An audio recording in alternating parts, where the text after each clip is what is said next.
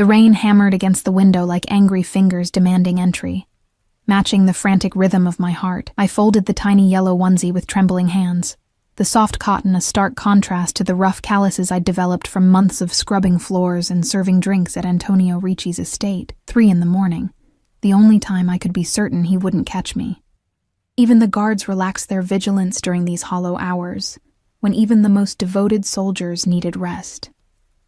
Just a little longer, I whispered to the barely there swell beneath my oversized sweater. 16 weeks along, my secret, my miracle. My escape plan's sudden, terrifying complication. I tucked the onesie between layers of plain t-shirts in my duffel bag, burying any evidence of my condition beneath mundane possessions.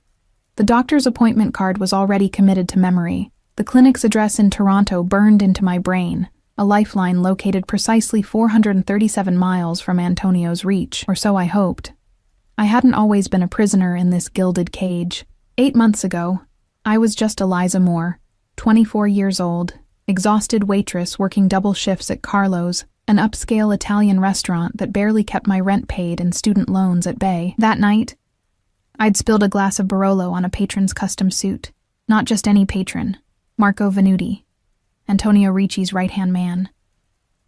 I still remember the silence that descended over the restaurant, the way everyone seemed to collectively hold their breath.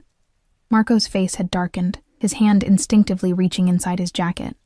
I'd apologized profusely, offered to pay for dry cleaning with money I didn't have, dabbed at the stain with trembling hands until a different hand, larger, adorned with a heavy gold signet ring, gently caught my wrist. Enough. The voice was deep, quiet, accented. A command wrapped in velvet. Looking up, I'd found myself drowning in eyes so dark, they absorbed the restaurant's dim lighting rather than reflected it. Antonio Ricci hadn't been seated at the table originally. He'd materialized from somewhere in the back of the restaurant, appearing like a shadow solidifying into human form. Sir, I'm so sorry about your friend's suit. I'll make it right, I promise. My voice had sounded pathetically small, even to my own ears. His mouth had curved into something not quite a smile. Some messes can't be cleaned, only replaced. Then, to my manager who had rushed over, bill me for the suit, and for her remaining shift, Ms. Moore. Eliza Moore, I'd supplied automatically, still not understanding what was happening. Ms. Moore will be leaving with me. She has a new position to fill, not a request. A statement of fact. I'd protested, of course, said I couldn't possibly leave mid-shift. Mentioned responsibilities, rent due in 3 days. He'd simply placed a stack of bills on the table that made my manager's eyes widen, then guided me toward the door with a hand hovering near, but never touching, the small of my back. Outside waited a black Bentley with darkened windows and a driver who opened the door without meeting my eyes. I remember thinking I should run, scream, fight, do anything but slide into that leather interior that smelled of expensive cologne and subtle menace. But I was tired, so tired of struggling, of counting pennies, of working myself to exhaustion. And something in his eyes, not kindness exactly, but a focused interest I'd never experienced, made me hesitate just long enough for curiosity to override caution. That hesitation cost me my freedom. Now, 8 months later, I lived in a wing of Antonio's estate, ostensibly as his personal assistant. I managed his household staff, organized his social calendar, and eventually warmed his bed. Not by force. He'd never needed to resort to that, but through a slow, deliberate seduction that felt like drowning in honey. Sweet, overwhelming, and impossible to escape. I zipped the duffel bag closed, wincing at the sound that seemed to echo through my spacious bedroom. Antonio had given me everything a woman could want. Designer clothes, jewelry, a platinum credit card with no limit. Everything except what I needed most, freedom. My hand drifted to my stomach again. I'd never planned on pregnancy. Antonio was careful, always. But nothing is foolproof, and the tiny life growing inside me changed everything.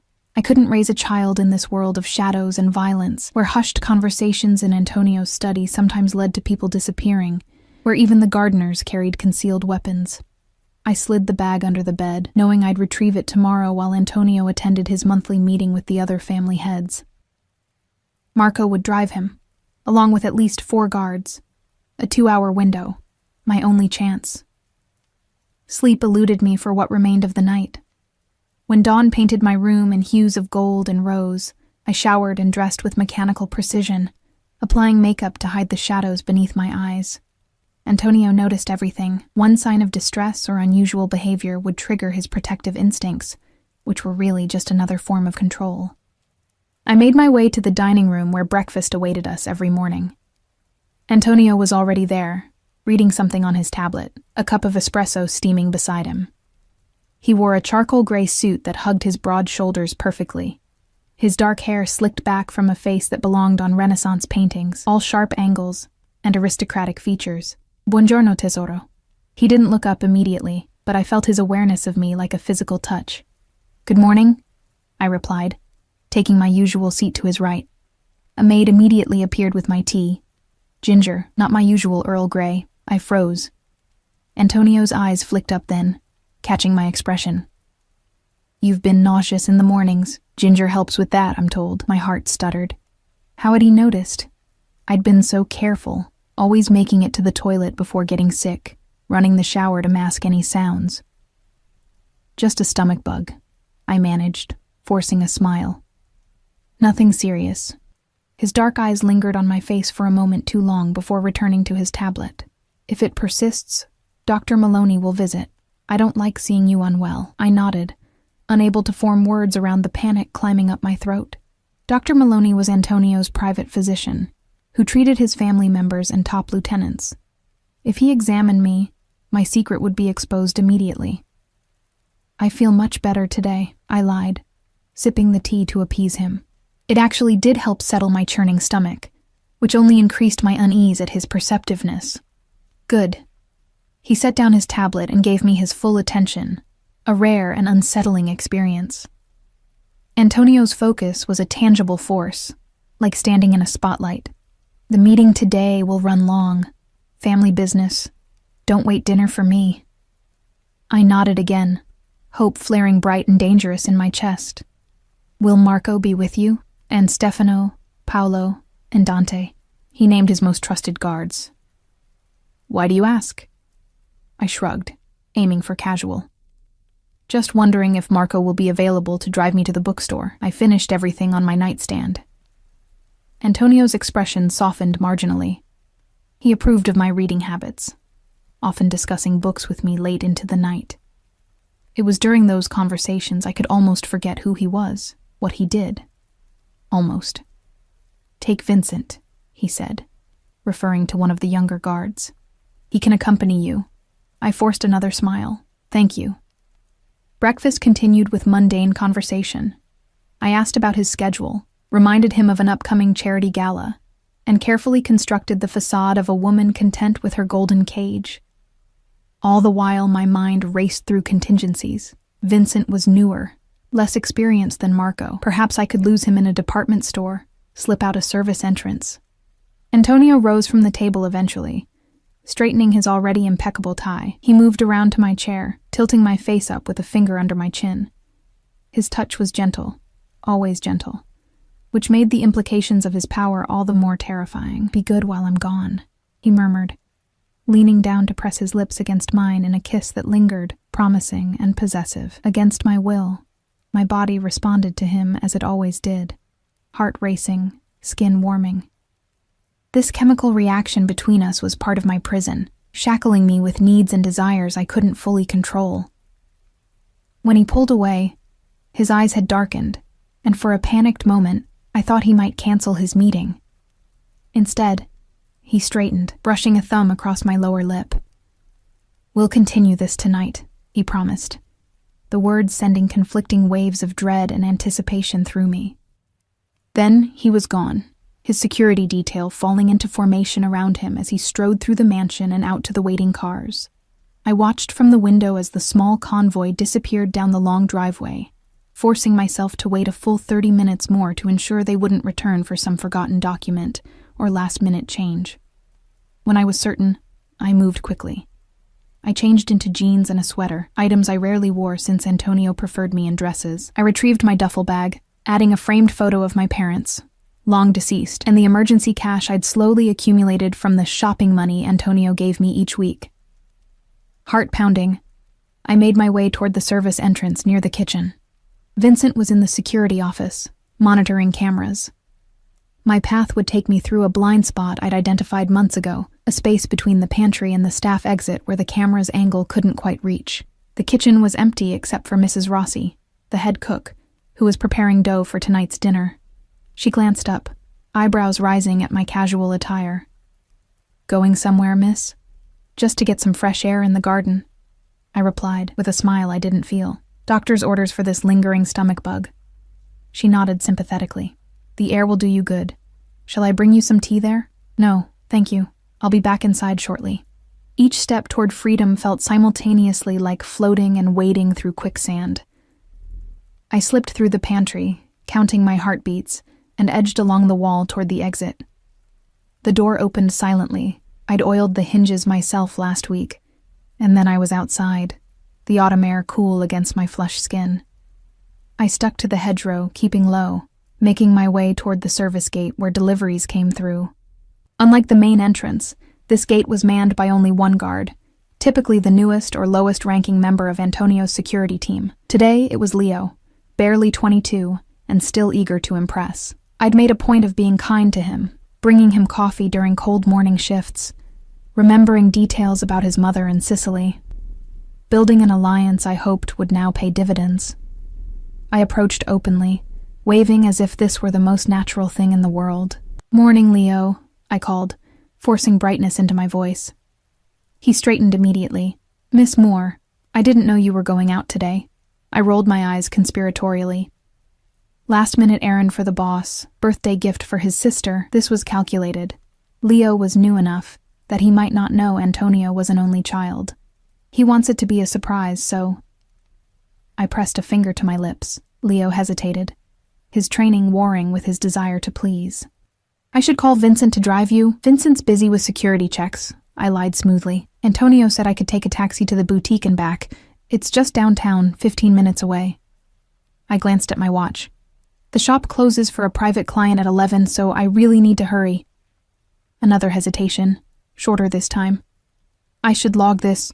"Of course," I agreed readily. "But maybe after I'm gone, if Vincent hears, he'll insist on coming along, and then the surprise will be ruined." I leaned closer, lowering my voice. "Between us, I think Antonio's testing Vincent's attention to detail, to see if he notices I've slipped away." This tipped the scales. Leo nodded, understanding the implicit message. Don't be the one to ruin the boss's test. "The taxi is meeting me just outside," I added, cementing the lie. "I'll be back before lunch." Leo pressed the button to open the service gate. The grinding mechanism sounded like freedom, like hope, like terror. I thanked him with a brilliant smile and walked. Not ran, never ran, through the opening and down the service road that would lead eventually to the main highway. Once out of sight of the gate, I pulled out my burner phone, purchased months ago during a rare supervised shopping trip, hidden in the lining of my winter coat, and called for an actual taxi to meet me at the gas station a mile away. Then I began walking, each step carrying me further from luxury and closer to uncertainty. I was halfway to the gas station when the sound of an engine made me freeze. It was too soon for Leo to have raised an alarm, too soon for anyone to be looking for me. But paranoia had become my constant companion, and I ducked behind a large oak tree, peering around its trunk as a black sedan slowed beside the spot where I'd been walking. The window lowered, revealing a middle-aged woman with a concerned expression. "Are you all right, dear?" she called. "Do you need a ride somewhere?" A civilian, an ordinary person. The relief made me dizzy. "I'm fine," I replied, emerging from behind the tree, embarrassed by my reaction. "Just waiting for my taxi." "It's meeting me at the gas station," she frowned. "That's still a fair walk. I'm headed that direction if you'd like a lift." Every instinct screamed caution, but she was clearly not one of Antonio's people. Just a good Samaritan. And every minute I remained on this road was another minute I could be spotted. "Thank you," I said, approaching her car. That's very kind. The woman introduced herself as Margaret, a retired school teacher headed into town for her weekly bridge game.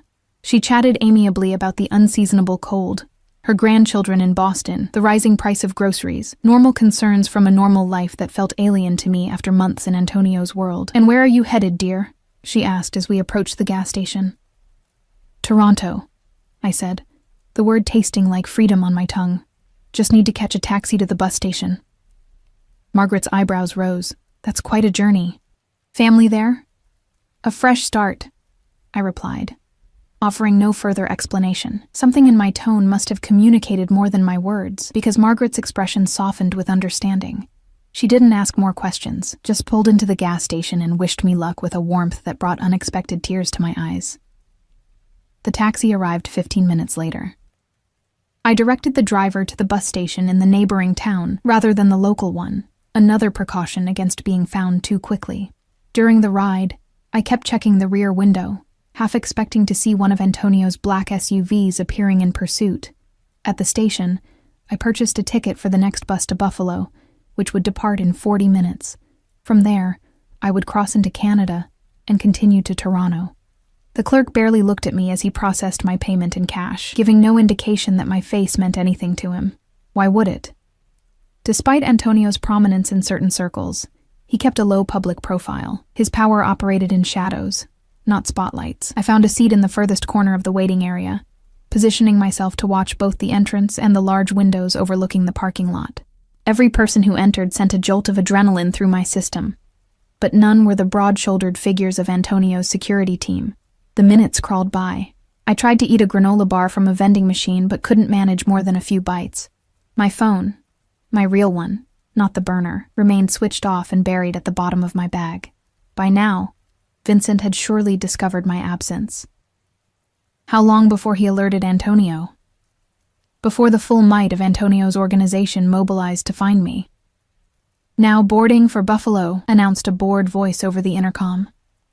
I shouldered my bag and joined the small queue of passengers, mostly elderly travelers and college students. Normal people with normal lives. I would be one of them soon. Anonymous. Free. The bus was half empty, allowing me a row to myself. I took the window seat, pressing my forehead against the cool glass as the engine rumbled to life. Outside, pigeons scattered across the parking lot, taking flight in a synchronized panic that made my heart stutter. I scanned the lot frantically, seeking the cause of their alarm, and saw him, not Antonio. Marco. He stood beside a black Escalade, sunglasses concealing his eyes, phone pressed to his ear. He wasn't looking toward the bus, wasn't moving toward the station, yet. My body went cold, then hot, then numb. How had they found me so quickly? Leo must have called Vincent despite my instructions, or perhaps the cameras I'd thought I'd avoided had caught me after all. Antonio's reach was longer, his resources greater than I'd calculated. The bus pulled away from the station, and Marco's head turned, tracking the movement. For one terrible moment, I thought he'd seen me, but the tinted windows of the bus protected me from view. Still, I slid down in my seat, using my duffel bag as a shield between me and the window as the bus lumbered onto the main road. I didn't breathe properly until we'd been driving for 20 minutes, the station far behind us. Even then, I remained vigilant, studying each vehicle that passed or followed us for too long. When we stopped at a rest area halfway to Buffalo, I stayed on the bus, ignoring my bladder's protests. I couldn't risk being seen, couldn't risk stepping out into the open. The 4-hour journey to Buffalo felt like 40. By the time we arrived, my nerves were frayed, my muscles cramped from maintaining tension for so long. I waited until all other passengers had disembarked before making my own exit, scanning the new station for familiar faces. Nothing, no one. I hurried to the women's restroom, locking myself in a stall to finally relieve my screaming bladder and collect my thoughts. The border crossing would be the next challenge. I had my passport. Antonio had never restricted my documents, confident in other means of keeping me tethered to him. But crossing international boundaries meant security cameras, official records of my passage, breadcrumbs for Antonio to follow. But I had no choice. Toronto offered the anonymity of a major city and, more importantly, the specialized prenatal clinic I'd researched obsessively. My baby, our baby, would need careful monitoring due to my medical history. A heart murmur I'd had since childhood meant pregnancy carried additional risks. Risks I couldn't ignore even while running for my freedom. I splashed water on my face, reapplied minimal makeup, and tried to look like someone with nothing to hide. In the mirror, a pale woman with huge blue eyes stared back at me, fear visible despite my efforts. I took several deep breaths, straightened my shoulders, and recited the mantras that had kept me going these past weeks. I am stronger than I look. This child deserves better. I will not live in fear. The taxi queue outside the station moved quickly. When my turn came, I requested a ride to the Peace Bridge border crossing, and the driver nodded without interest. This close to Canada, such crossings were routine. "Business or pleasure in Canada?" he asked, making conversational small talk as we drove. "Visiting family," I lied smoothly. "My sister just had a baby." "Nice. Boy or girl?" "Girl." They named her Emma. The fabrication came easily, details flowing to support the fiction. Antonio had taught me this unwittingly. I'd watched him create convincing narratives on the fly during business calls, spinning webs of half-truths that entrapped listeners in their plausibility. At the border crossing, I joined the pedestrian line, passport in hand, rehearsing my cover story. The line moved steadily forward until suddenly it was my turn, my passport being examined by an officer whose face betrayed no emotion. "Purpose of your visit to Canada?" "Visiting my sister and her new baby in Toronto." "Length of stay?" 2 weeks. "Where are you staying?" "With my sister, at 247 Brunswick Avenue." The address I'd memorized for the clinic altered slightly. "Anything to declare?" "No, sir." He stamped my passport, barely looking at me. "Enjoy your stay in Canada, ma'am." Just like that, I was through, on Canadian soil. Still not safe. Nowhere would be truly safe as long as Antonio lived, but further from his immediate reach. I hailed another taxi on the Canadian side, directing it to the nearest car rental agency. Using the fake ID I'd obtained months ago, another precaution planned during sleepless nights, I rented a nondescript gray Honda and headed for Toronto, 3 hours northeast. The highway stretched before me, Canadian farmland rolling past my windows. For the first time since leaving the estate, I allowed myself to think beyond the immediate next step. I had enough cash for 2 months in a modest apartment if I budgeted carefully. The clinic appointment was scheduled for next week. I would need prenatal vitamins, proper food, winter clothes as my pregnancy progressed, and the Canadian winter deepened. I would need a job, something that paid cash, something that wouldn't require extensive background checks. Waitressing again, perhaps, though the irony of returning to the profession that had delivered me to Antonio in the first place wasn't lost on me. Most of all, I would need to disappear. New name, new appearance, new life.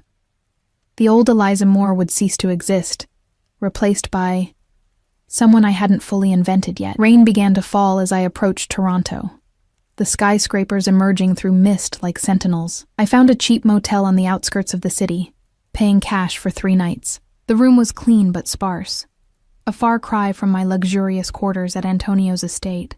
The contrast didn't bother me. This shabby room represented choice, not captivity. I showered, letting hot water sluice away the journey's tension, then collapsed onto the bed. Exhaustion claimed me immediately, pulling me into dreams filled with pursuing shadows and dead ends. I woke disoriented, the unfamiliar ceiling confusing me until memory rushed back. Free. I was free. My phone showed 7:14 p.m. I'd slept for nearly 5 hours. Hunger gnawed at my stomach, reminding me I was eating for 2 now. The motel office had advertised a diner across the street. Not gourmet Italian cuisine prepared by Mrs. Rossi, but it would suffice. I pulled on fresh clothes and was reaching for the door when a knock froze me mid-motion. 3 sharp raps, authoritative, familiar. My breath caught in my throat. It couldn't be. Not already. Not here. "Housekeeping," called a female voice with a thick Eastern European accent. Relief made my knees buckle. "No, thank you," I called back. "I don't need service today." "Okay, sorry to disturb," came the reply, followed by the sound of a cart rolling away. I waited several minutes before opening the door, peering out cautiously before stepping into the evening air. The diner's neon sign buzzed across the street, promising hot food and normalcy. Inside, I slid into a booth and ordered a cheeseburger, fries, and a prenatal-safe herbal tea I'd researched. The waitress raised no eyebrows at my order or my solitude, just another traveler passing through. Invisible in the most wonderful way. As I waited for my food, I pulled out the burner phone and searched for local apartments for rent. Tomorrow I would begin viewing places, prioritizing buildings with security entrances and multiple exit routes. The clinic was in a neighborhood called the Annex. Perhaps I could find something nearby. My food arrived, and I devoured it with an appetite that surprised me. The simple meal tasted better than any of the gourmet dishes I'd grown accustomed to. Freedom, it seemed, was the best seasoning. I was halfway through my fries when the diner's door opened, admitting a blast of cool air and a trio of men in business suits. I glanced up automatically, then froze, a fry suspended halfway to my mouth. None of them were Antonio's men. Of course they weren't. Just ordinary businessmen stopping for dinner. But the moment of panic lingered, curdling in my stomach. This would be my life now, flinching at shadows, seeing threats in every dark-haired man. Never fully relaxing, the weight of it settled on my shoulders. A different kind of prison. No. I refused to live that way. I would be cautious, yes, but not paralyzed by fear. I finished my meal deliberately, paid the bill, and walked back to the motel with measured steps. In my room, I unpacked properly, hanging my few clothes in the closet, arranging toiletries in the bathroom, making this temporary space mine. A small act of defiance against the impermanence that had defined my recent existence. The baby clothes, the yellow onesie that had nearly betrayed me. I placed under my pillow a talisman, a promise. "We're going to be okay," I whispered, hand on my stomach. "We're going to be free." I slept fitfully that night, dreaming of Antonio. Not nightmares of pursuit, but worse somehow. Dreams of his touch, his rare smiles, the moments when I'd almost convinced myself what we had was love, not possession. I woke aching with a confused blend of relief and loss that disgusted me. The next 3 days passed in a blur of apartment viewings and practical preparations. I found a small one-bedroom in a secure building 10 blocks from the clinic, signing a month-to-month lease under my false identity. I purchased essentials, groceries, additional clothing, a prepaid Canadian phone. I scouted the neighborhood, noting escape routes, police stations, 24-hour businesses where I could seek refuge if needed. Each night, I checked the locks 3 times before sleeping. Each morning, I scanned the street from my window before venturing out. Hypervigilance became my companion, as constant as the gentle fluttering I'd begun to feel from the life growing within me. On the 4th day, I visited the clinic for my initial appointment. The doctor was kind, competent, asking no questions about my missing medical records or absent partner. She confirmed what I already knew: 16 weeks pregnant with a seemingly healthy baby. Too early to determine gender, but all measurable indicators within normal ranges. "Your heart murmur is mild," she assured me after listening to my chest. "We'll monitor it closely, but I don't anticipate complications if you follow care guidelines." I left with prenatal vitamins, pamphlets on maternal nutrition, and a small black and white sonogram image that I couldn't stop staring at. A tiny human with clearly visible fingers, a defined spine, the round curve of a head. My child. Antonio's child. A human being who deserved better than the life either of us had planned. I tucked the sonogram into my wallet, nestled beside my fake ID. Proof of my purpose, my reason for running. Looking at it brought clarity whenever doubts crept in. And they did creep in, particularly at night when loneliness pressed heaviest. By the end of my 2nd week in Toronto, I'd established the beginnings of a routine. I found work at a small cafe 3 blocks from my apartment. Nothing fancy, just serving coffee and pastries to morning commuters. The owner, May, was a Chinese-Canadian woman in her 60s who asked few questions and paid in cash at the end of each shift. My pregnancy wasn't showing enough yet to raise questions, and I'd invented a convenient fiction about a husband in the military, deployed overseas, to discourage personal inquiries.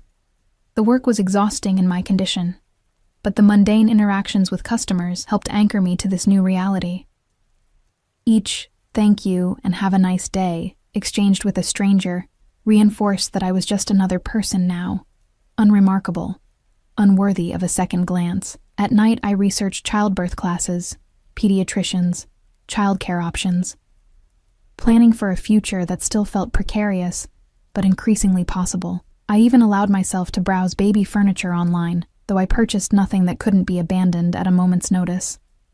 I was adapting, surviving, almost beginning to believe I'd escaped. Then came the roses. They arrived at the cafe during my morning shift exactly 17 days after I'd fled Antonio's estate.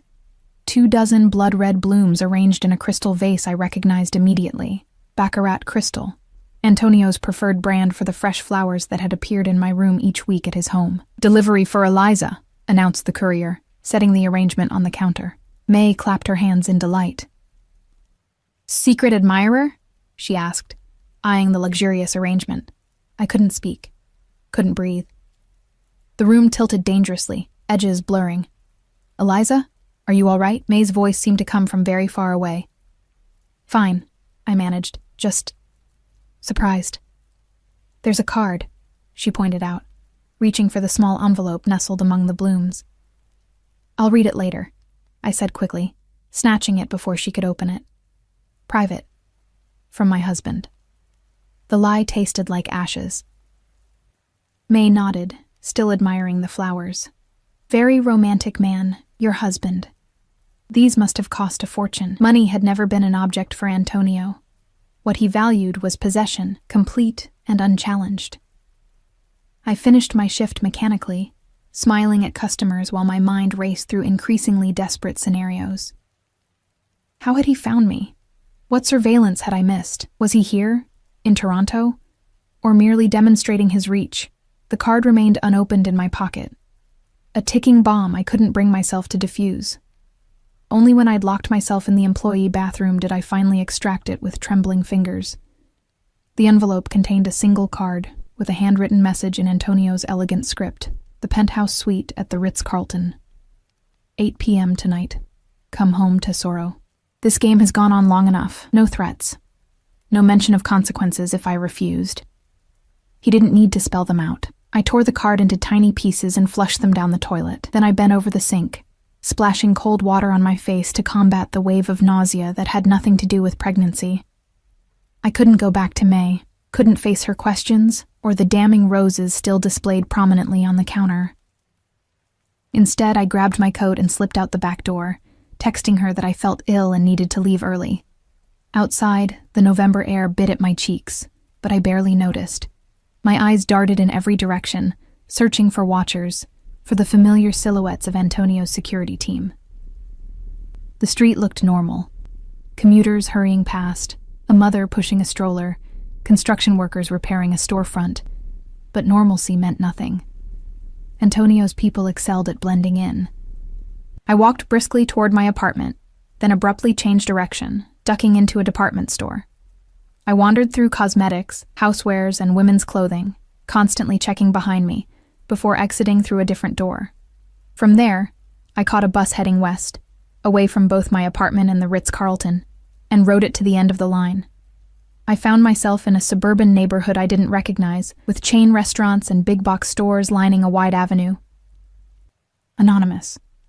Interchangeable with 1,000 similar North American neighborhoods. I ducked into a chain coffee shop and ordered herbal tea, claiming a table in the corner with clear sightlines to all entrances. Think, Eliza, think.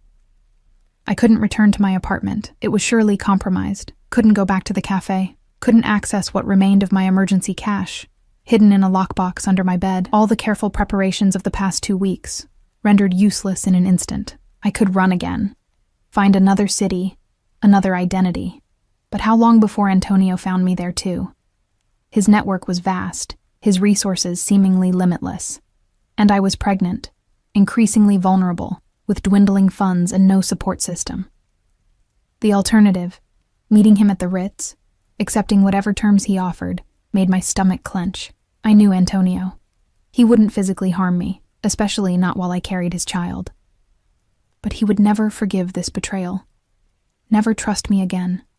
The relative freedom I'd enjoyed before would seem expansive compared to the restrictions he'd impose now. A golden cage would become an iron one. As the afternoon wore on, I considered and discarded a dozen different plans. Go to the police? With what evidence? Antonio's legitimate businesses formed a perfect shield for his other activities. Cross the border back to the States? Impossible without returning to my apartment for my passport. Disappear into Toronto's shelter system? Unsustainable in my condition, and too risky for the baby's health. By 6 o'clock, resignation had settled like lead in my stomach. I had no viable alternatives. I would meet Antonio, negotiate whatever terms I could for my child's future, and accept the consequences of my failed escape. I hailed a taxi to the Ritz-Carlton, a gleaming tower in downtown Toronto. The lobby was exactly what one would expect.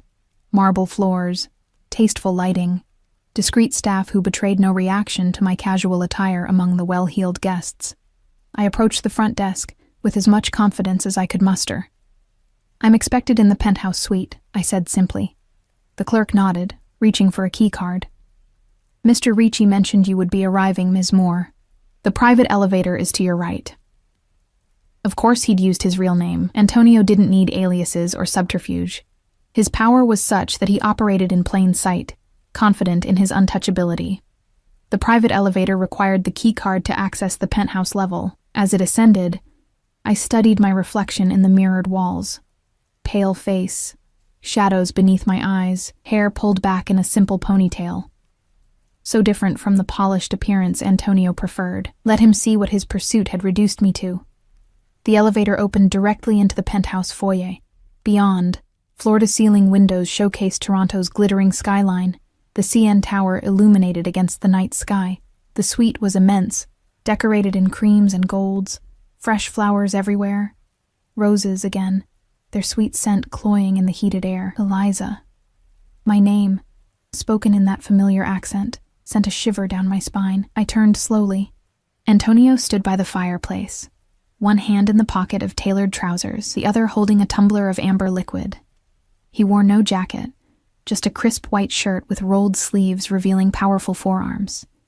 His dark hair was shorter than when I'd left, emphasizing the sharp angles of his face. But it was his eyes, those impossibly dark eyes, that captured me, as always. They revealed nothing while seeing everything. "You're late," he observed, glancing at his watch. "It's 8:17. I found my voice, determined not to show weakness. I considered not coming at all. A slight incline of his head, acknowledging the point. "Yet here you are. You didn't leave me many options." "I left you none." He took a sip of his drink. That was the point. He gestured to a sitting area near the windows. "Sit. You look tired." I remained standing. "How did you find me?" The question provoked something like disappointment in his expression. "You know better than that, Tesoro. I never lost you." A cold weight settled in my chest. "The border crossing?" "Among other things." He set his glass down and approached, moving with the fluid grace that had always reminded me of a predator. "Did you really think I wouldn't have systems in place? That I wouldn't be alerted the moment your passport was scanned?" He stopped an arm's length away, close enough that I could smell his cologne, sandalwood and cedar, expensive and familiar. My traitor body responded with a surge of awareness I despised. "You've been watching me all this time," I realized aloud. "The apartment, the cafe, of course. You're mine, Eliza. I protect what's mine." The possessive declaration should have angered me, but exhaustion dulled my reactions. Why wait? Why let me believe I was free for over 2 weeks? Something complicated crossed his features. "I was curious to see what you would do, where you would go." His eyes drifted to my stomach, still mostly flat beneath my sweater. "What you were hiding from me." My hand moved instinctively to cover my abdomen. "How long have you known? Suspected?" "Since before you left." "Confirmed?" "The day after, when I found your hidden prenatal vitamins." His jaw tightened. "You should have told me." "Would it have mattered? Would you have let me go?" A harsh laugh escaped him. "Go? Why would I ever let you go?" He moved closer, backing me against the window. "And now that you carry my child, never." His hand came up to cup my face, thumb brushing my cheekbone in a touch so gentle it nearly undid me. This was Antonio's most dangerous weapon, the contrast between his implacable will and his tender gestures. the illusion of choice within absolute control. "I'm not going back," I said, injecting steel into my voice. "Not to be a prisoner. You were never a prisoner, Eliza." "What would you call it then?" "I couldn't leave the estate without guards. Couldn't speak to anyone without your knowledge. Couldn't make a single decision about my own life." His expression darkened. "I gave you everything. Security, luxury, a position at my side few women would ever achieve. Everything except freedom." "Freedom," he repeated, the word sounding foreign on his tongue. "To do what? Return to working double shifts for tips? To that apartment where the heat failed every winter? To dodging your landlord on the first of each month?" His fingers tightened slightly on my jaw. "I saved you from that life. I didn't ask to be saved. No one who needs saving ever does." He released me and stepped back, retrieving his drink. "You're being dramatic, Tesoro. You had freedoms. You managed my household, organized events, accompanied me to business dinners, traveled with me to Milan, to Paris. Always under watch, always within the boundaries you set." He shrugged, unmoved. "The world is dangerous, particularly my world. That's exactly why I left," I said, my voice rising despite my determination to remain calm. "I won't raise our child in that environment. Surrounded by violence, by criminal activity, by fear." The glass in his hand stilled halfway to his lips. "Our child," he repeated softly, eyes dropping again to my stomach. "A son?" "I don't know yet. It's too early to tell." Something shifted in his expression then, a softening I hadn't anticipated. He set his glass down and approached me again, this time dropping to one knee before me. Before I could react, he pressed his palm flat against my abdomen, his large hand spanning almost the entire slight swell. "My child," he murmured, reverence mixing with possessiveness in his tone. "My blood." I remained frozen, unsure how to respond to this unexpected vulnerability.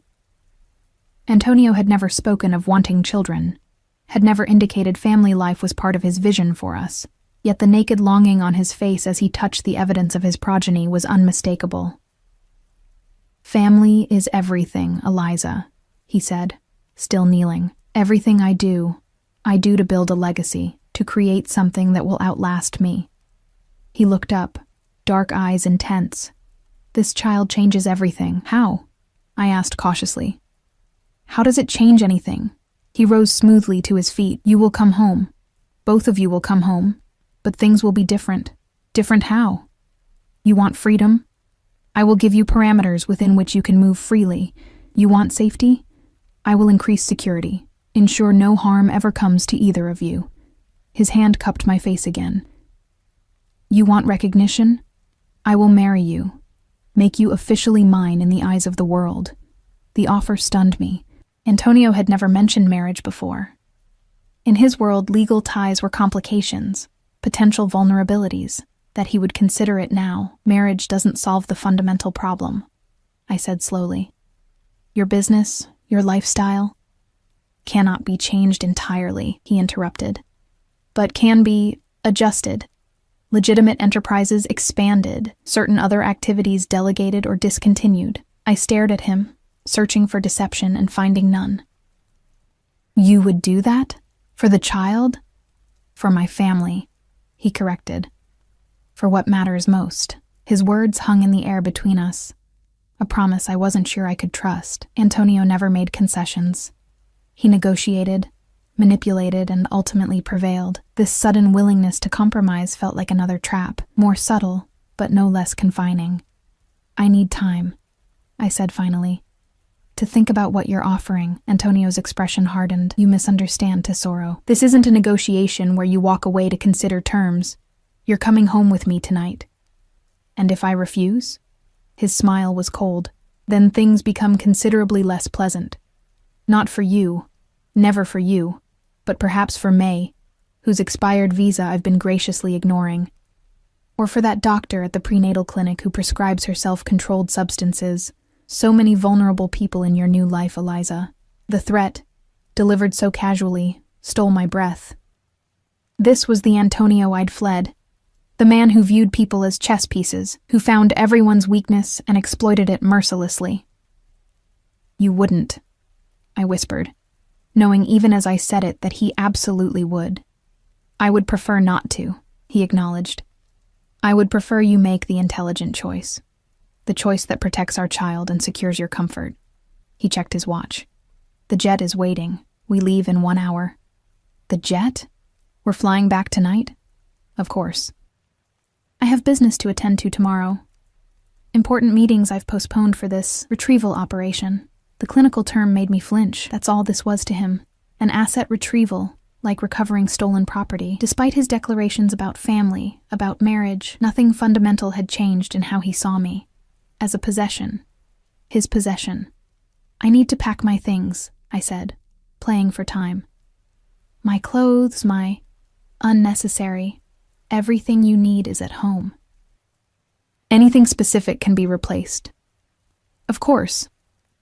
My meager Toronto belongings were beneath his notice, unworthy of delay. The practical items I'd purchased for the baby, a few onesies, soft blankets, a stuffed rabbit, were nothing compared to what Antonio would provide.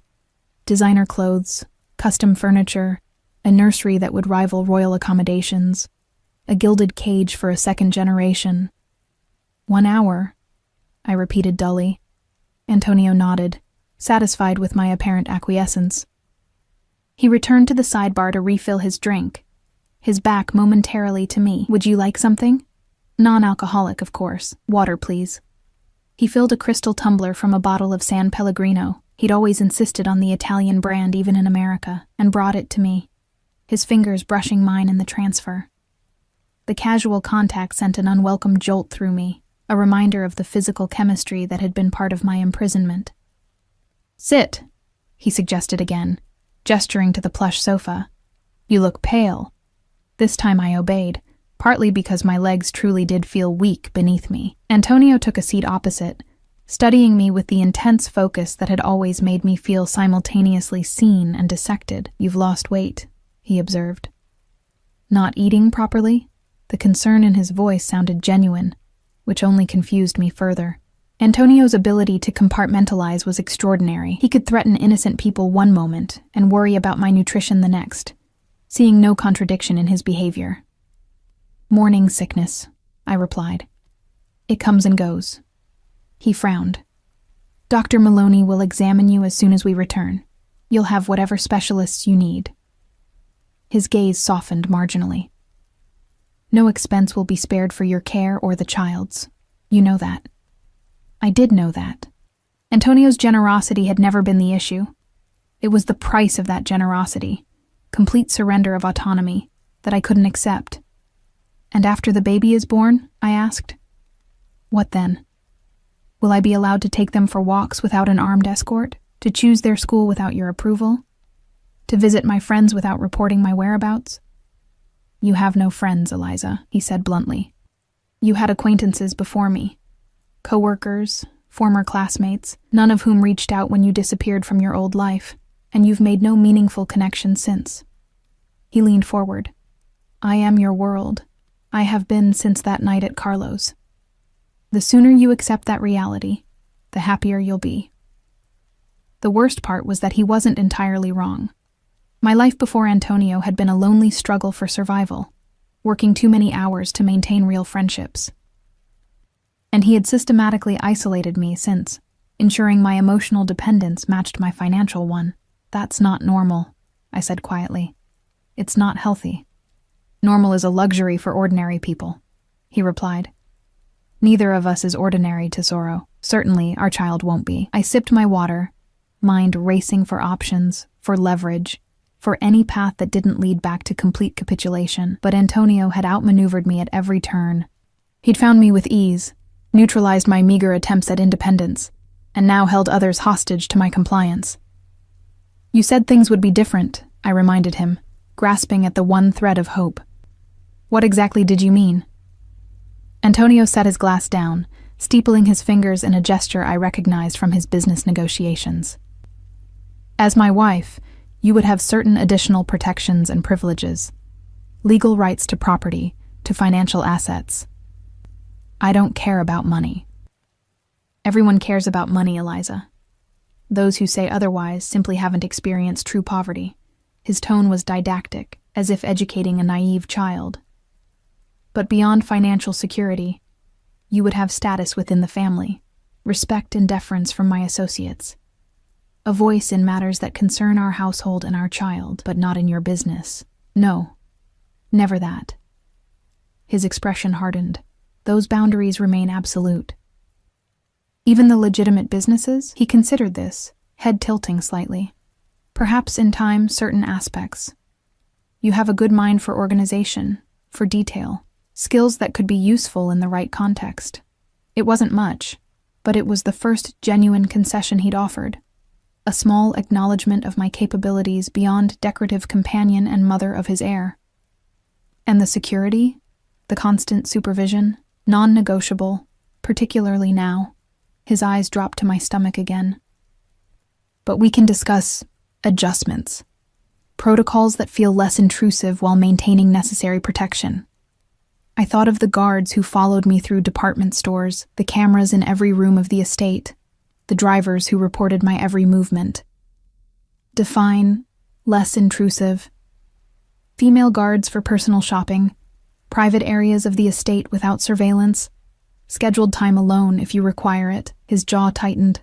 Within secure parameters. Again, small concessions. Crumbs of autonomy offered as if they were feasts. Yet compared to my previous existence in his world, they represented progress.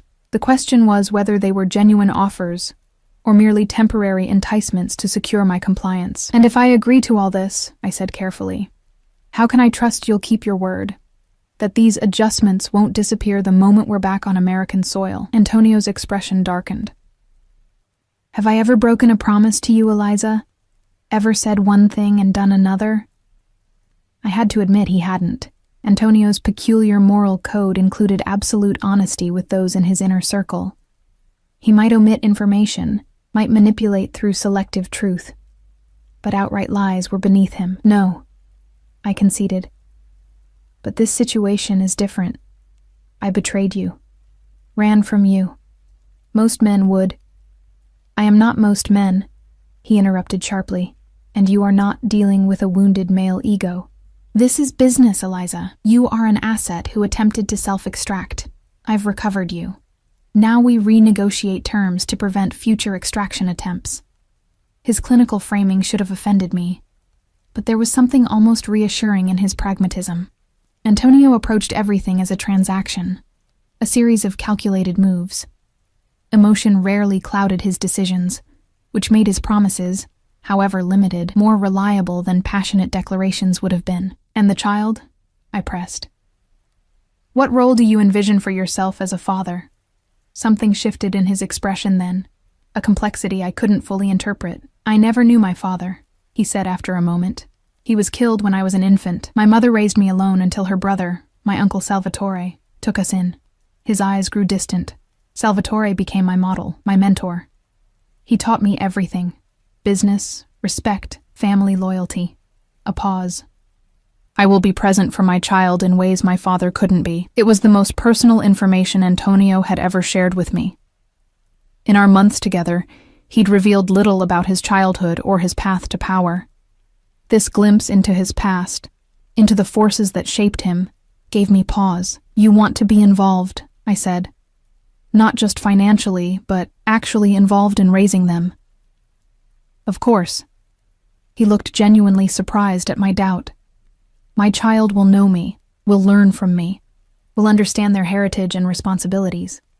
His expression softened almost imperceptibly, but will also be protected from the harsher aspects of that heritage, at least until they're of age. I tried to picture it. Antonio reading bedtime stories, attending school functions, teaching a toddler to walk. The images wouldn't quite form, yet I couldn't deny the sincerity in his voice when he spoke of fatherhood. Whatever else Antonio might be, he valued family above all else.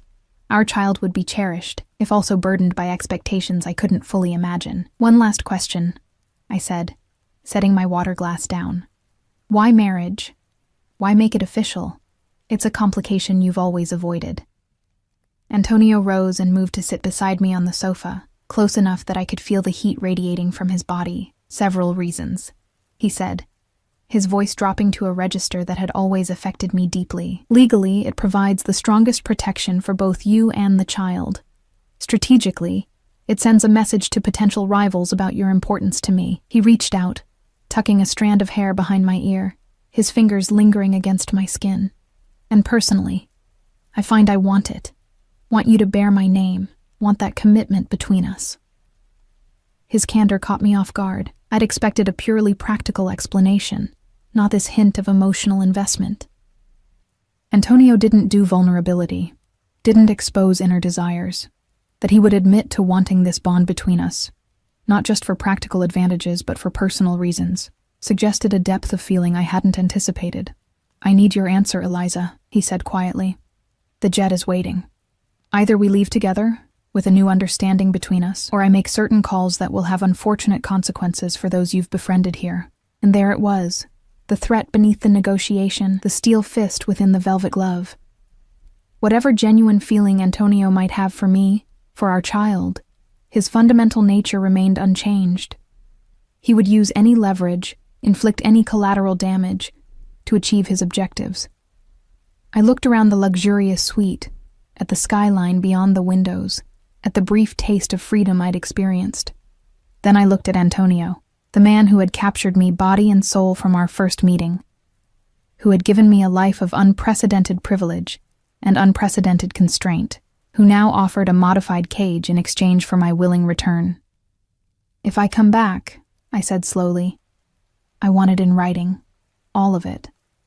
The terms of my freedom, the boundaries, the concessions, a formal agreement."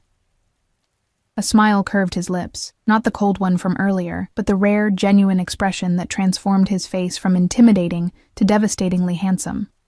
"A contract? How very American of you, Tesoro." "I'm serious, Antonio. I know you are." He reached into his jacket pocket and withdrew a folded document, which is why I had this prepared before I came. Of course he had. Antonio was always 3 steps ahead, anticipating my moves before I made them. I took the papers with unsteady hands, scanning clauses about personal security protocols, private areas of the estate, financial provisions, educational trusts for the child. "You'll note there's nothing about my business operations," he said, watching me read. "Those remain separate, as discussed." The document was surprisingly comprehensive, addressing most of the concerns I'd raised and some I hadn't considered. It even included provisions for regular visits to my preferred doctors in Toronto, with appropriate security arrangements. "This is thorough," I admitted. "I know what matters to you, Eliza. I've always known." He took the papers back, setting them on the coffee table. "We can revise if necessary, but the framework is sound, legal, binding, and enforceable." "Enforceable by whom? You own half the judges in 3 states. He inclined his head, acknowledging the point. "Then trust must form part of our arrangement, as it does in any marriage." Marriage. The word still startled me each time he said it. Marriage to Antonio Ricci. A commitment even more binding than the invisible chains that had held me before. Yet also, potentially, a source of power I hadn't previously wielded. As his wife, mother of his heir, I would have status within his organization. Respect, perhaps even influence in time. It wasn't freedom, not truly, but it was a different kind of cage, one with a view, with room to move, with the possibility of gradual expansion. And our child would have both parents, security, opportunities beyond what I could provide alone. "Time to decide, Eliza," Antonio said, glancing at his watch. "The pilot has filed our flight plan. Security is waiting downstairs." I looked into his eyes, searching for any sign of deception, any hint that this elaborate negotiation was merely a pretense before returning to the status quo. What I saw instead surprised me, an intensity that went beyond possession, beyond control, something that, in another man, might be called vulnerability. "Yes," I said finally. "I'll come back, under these terms, for our child." Relief flickered across his features before his composed mask returned. A wise decision. He extended his hand to help me rise from the sofa. I hesitated briefly before placing my fingers in his palm, feeling the familiar calluses on his trigger finger, the strength that could be brutal or gentle depending on his mood. Antonio pulled me to my feet with effortless grace, then used the momentum to draw me closer until barely an inch separated us. "One more thing," he murmured, his breath warm against my face. "If you ever run again, if you ever take my child from me, there will be no negotiation, no agreement, only consequences. Do you understand?" The threat should have terrified me. Instead, it clarified something essential, Antonio's fear. Not that I would escape him permanently. He'd already proven I couldn't. But that I would separate him from his child, deny him the family connection he clearly valued above all else. "I understand," I replied, holding his gaze. "And I want you to understand something too. I didn't run because I didn't care for you. I ran because I couldn't breathe, because I needed to know I could make choices. For myself, for our baby. If you really want me back, not just as a possession, but as a partner, then you need to let me breathe." Something shifted in his expression. Surprise, perhaps at my boldness, or at the implicit admission that I cared for him despite everything. "I need you," he said simply. Words I'd never expected to hear from Antonio Ricci, who needed no one, who had built an empire on self-sufficiency and calculated advantage. Before I could respond, he closed the remaining distance between us, his lips finding mine in a kiss that was both possession and plea. My body responded instantly, traitorously to his touch. The chemistry between us had always been undeniable, a force as powerful as his will or my fear. His hands cradled my face with surprising gentleness, thumbs stroking my cheekbones as if I were something precious rather than retrieved property. When we finally broke apart, both slightly breathless, I saw a new determination in his eyes. "You'll have your space to breathe," he promised. "But you'll do it by my side, as my wife, as the mother of my child." "When?" I asked. "This wedding you've suddenly decided is necessary?" "Next week. Small ceremony at the estate. Just family and the necessary witnesses." His tone made it clear this detail had already been arranged, another decision made without my input. I stiffened. "That's exactly what I'm talking about, Antonio. You've already planned everything, haven't you? Without asking what I might want?" He frowned slightly. "It's more secure that way, private, protected. It's also another example of you making unilateral decisions about my life." I stepped back, creating space between us. "If we're going to try this new arrangement, this partnership you claim to want, then it starts now, not after the paperwork is signed, not after we're back on your territory. Now." Antonio's eyes narrowed, but he didn't immediately dismiss my objection. I could almost see the calculations running behind those dark irises, weighing the benefits of asserting control against the value of securing my willing cooperation. "What would you prefer?" he asked finally, the question itself a concession. "A month," I said. "Time to adjust to this new reality, to see if you're serious about the changes you've promised." I gestured to the contract on the table. "Time to have my own lawyer review that agreement." His eyebrows rose. "You have a lawyer?" "I will," I countered. "One not on your payroll. Independent counsel."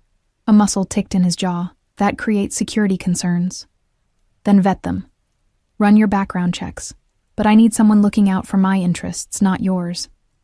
Again, that calculating pause.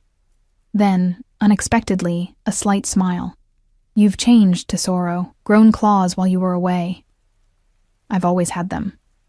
You just never gave me reason to use them before." His smile deepened to something like approval. 2 weeks, he counter-offered. "Enough time for your independent review. The ceremony happens at the estate, with full security protocols, non-negotiable." It wasn't everything I'd asked for, but it was more than I'd expected to receive. Agreed.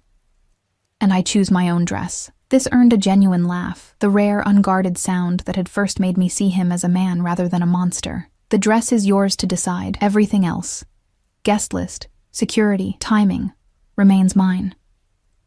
"And the honeymoon?" I asked, suddenly curious if this figured into his plans.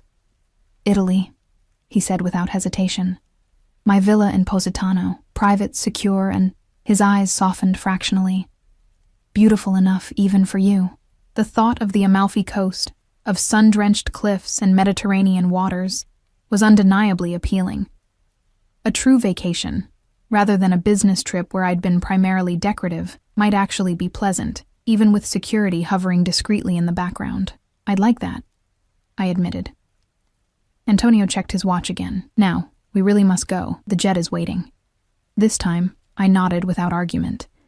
I'd secured what concessions I could for now. The real battle for independence, for partnership, would unfold over months and years. A marathon, not a sprint. I have nothing with me, I reminded him. No passport, no clothes. All arranged, he replied dismissively. New passport waiting on the plane. Clothes at home. His eyes traveled down my body, a familiar heat in his gaze. Though I've always preferred you without them. The casual intimacy of the remark brought color to my cheeks. This, too, was part of Antonio's power over me, his ability to shift from business to bedroom with a single glance, a single suggestive comment. The physical connection between us had always been intense, overwhelming my better judgment and blurring the lines of my captivity. The plane, I prompted, unwilling to let him see how easily he could still affect me. He nodded, offering his arm in a courtly gesture at odds with the modern setting. I hesitated only briefly before placing my hand in the crook of his elbow, allowing him to guide me toward the elevator. As we descended to the lobby, a strange calm settled over me. I wasn't returning to captivity. Not exactly. Nor was I achieving the freedom I'd sought when I fled with a duffel bag of meager possessions and desperate hopes. I was entering something new, undefined, with both risks and potential rewards I couldn't fully calculate. The lobby was conspicuously empty when the elevator doors opened, cleared of witnesses, no doubt, on Antonio's orders. Outside, a black SUV idled at the curb, flanked by two more identical vehicles. Marco stood beside the center car, opening the door as we approached. "Everything secure?" Antonio asked him. "Yes, boss. Route confirmed. Decoys in place." Marco's eyes flicked to me briefly, his expression unreadable. Had he been the one to track me to Toronto? To report my prenatal appointment? My job at the cafe? Probably. Marco's loyalty to Antonio was absolute. His efficiency legendary within the organization. Antonio helped me into the vehicle's plush interior before sliding in beside me. The door closed with a solid thunk, sealing us in climate-controlled privacy. The partition between us and the driver was already raised. "Comfortable?" Antonio asked as the SUV pulled away from the curb. "Yes," I answered automatically, then realized it was true. After weeks of cheap motels and a Spartan apartment, the vehicle's leather upholstery and smooth ride were luxuries I'd forgotten I'd grown accustomed to. Antonio reached for my hand, entwining our fingers. "The flight is just over 2 hours. You should rest. You look exhausted." I was exhausted, bone-deep tired from weeks of hypervigilance, from constant fear of discovery that had, in the end, proved entirely justified. Now, with the decision made and my immediate future settled, the adrenaline that had kept me functioning was rapidly ebbing, leaving leaden fatigue in its wake. "I might sleep on the plane," I conceded. "Good." His thumb traced idle patterns on my palm, the casual intimacy both comforting and confusing. "When we land, we'll go directly to the estate. Dr. Maloney will examine you first thing tomorrow." The estate. Home, according to Antonio. Prison, according to my recent perspective. The truth I was beginning to understand lay somewhere in between, a place defined less by its physical boundaries than by the power dynamics within them, dynamics I was now cautiously attempting to shift. "And then?" I asked. "Then we begin our new arrangement," he replied simply. "You'll review the contract with your lawyer. I'll make the necessary adjustments to security protocols. We'll announce our engagement." "Announce it to whom? Your criminal associates?" I couldn't keep the edge from my voice. Antonio's expression hardened slightly. "To family, to business partners, to society, in appropriate venues." His grip tightened on my hand. You'll find, Eliza, that the line between criminal and legitimate is far less clear than your American movies would suggest. Many of my associates are respected businessmen, philanthropists, civic leaders, who also happen to engage in racketeering, money laundering, and worse. The world is complex. People are complex. His dark eyes held mine. I am complex. As are you, it seems. What does that mean? It means you claim to despise what I do, who I am, yet you're drawn to me nonetheless. It means you ran from me, but couldn't bring yourself to go far enough that I wouldn't find you. It means you negotiate terms like a seasoned consigliere while trembling at my touch. His free hand moved to my face, fingers tracing my jawline. Complex. I wanted to deny it, to present my motivations as pure and straightforward, protection for my child, escape from control, but he wasn't entirely wrong. Something in me responded to Antonio in ways I couldn't fully rationalize, a pull that transcended fear or pragmatism. Perhaps, I admitted. We're both more complicated than simple labels would suggest. His answering smile held genuine warmth. This is why you fascinate me, Eliza. Just when I think I have you categorized, you surprise me. We lapsed into silence as the motorcade navigated Toronto's evening traffic. Through tinted windows, I watched the city I'd briefly called home recede, the anonymous streets where I'd walked without guards, the cafe where I'd earned honest wages, the clinic where I'd first seen visual evidence of the life growing inside me.